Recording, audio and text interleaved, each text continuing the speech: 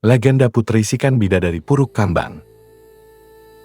Di sebuah wilayah berhutan lebat di Kalimantan Tengah, terdapat tempat sakral bernama Puruk Kambang bagi masyarakat Dayak.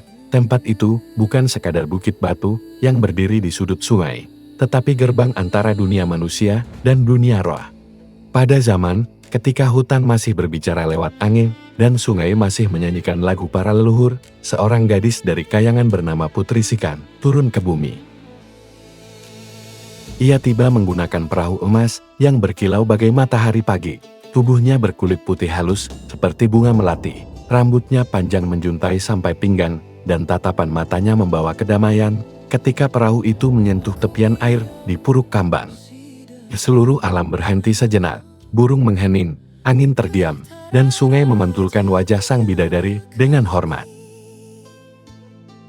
Putri Sikan turun dari perahunya untuk membersihkan diri dan menenangkan hati.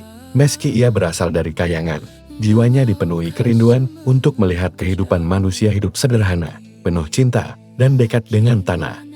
Pada pagi berikutnya, seorang pemuda Dayak bernama Lanying Suling melintas di dekat Puruk Kambang. Ia tengah mencari kayu damar untuk keperluan adat. Ketika melihat Putri Sikan, langkahnya terhenti.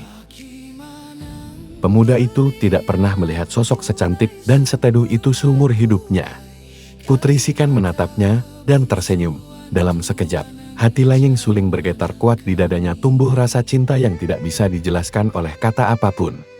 Hari demi hari mereka bertemu. Putri Sikan menceritakan asal-usulnya dari kayangan, sedangkan Lanying Suling memperkenalkan budaya Dayak Siang Murung tentang gom, hutan sakral, upacara, dan bahasa leluhur. Lama-kelamaan cinta mereka berkembang seperti bunga anggrek yang tumbuh di batang pohon tua. Dengan restu para tetua adat dan bisikan roh leluhur, mereka menikah di hadapan langit dan bumi. Upacara berlangsung sederhana, tetapi sakral. Api berkobar di tengah lingkaran, bung dipukul perlahan, dan para tetua berdoa agar Putri Sikan diterima sebagai bagian dari tanah itu. Sejak pernikahan itu, Putri Sikan hidup sebagai manusia. Ia belajar memasak, menanam padi, menenun tikar rotan, dan berjalan di atas tanah yang disebut leluhur sebagai tanah pinjaman tanah yang harus dijaga, bukan dimiliki. Tidak lama kemudian, Putri Sikan mengandung seorang bayi. Warga desa menyambut berita itu dengan sukacita, sebab mereka percaya anak itu akan membawa keberuntungan dan kekuatan. Namun kebahagiaan itu tidak tahan lama. Ketika waktu melahirkan tiba, Putri Sikan menghembuskan napas terakhirnya setelah memberikan nyawa kepada bayi laki-laki mereka. Lanying Suling menangis sepanjang malam, memeluk anak itu dalam kesunyian Puruk Kambang.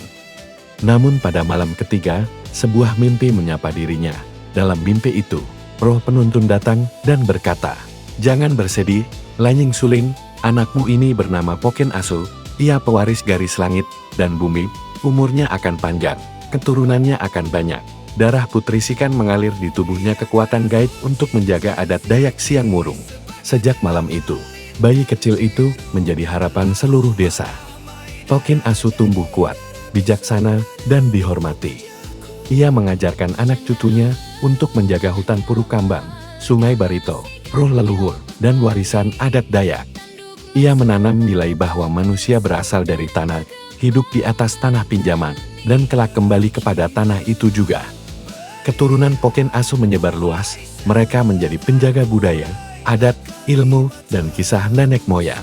Hingga hari ini, legenda Putri Sikan masih diceritakan oleh orang Dayak Siang Murung.